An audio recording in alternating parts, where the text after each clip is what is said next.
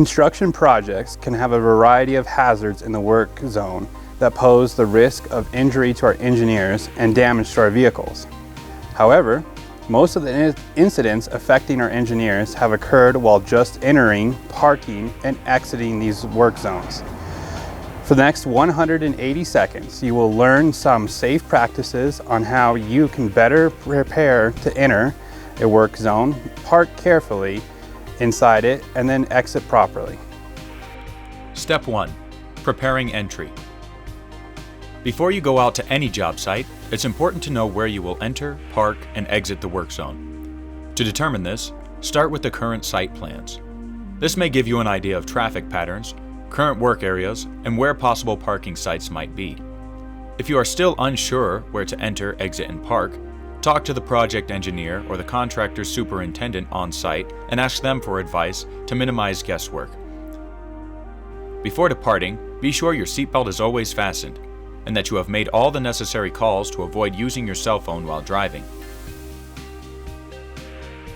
Also, be sure that your overhead and front lights are operational before entering the work zone.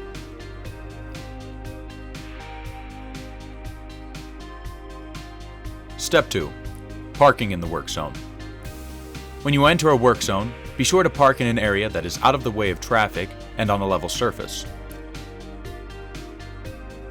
Don't park on uneven ground or in tall grass, as this can hide hazards, increasing the risk of a slip or trip injury.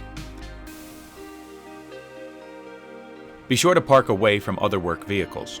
This can cause problems such as delays for contractors or can lead to your vehicle getting struck, causing damage. Some work zones can be small and access can be difficult. Be aware of the clear zone distance and park out of it. Parking in the safest area may involve parking away from active work, like this vehicle has done. Step 3. Exiting the work zone.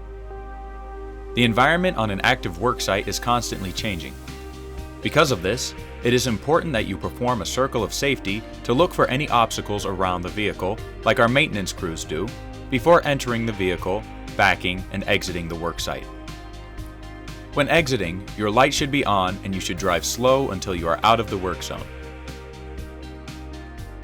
And remember to turn off your overhead lights once you are clear of the work zone.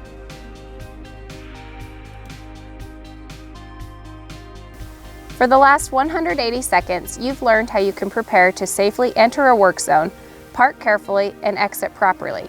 Now it's time for my fellow engineers to review the Safety 180 action sheet, then apply these safe practices at their current projects and when doing site visits for future projects.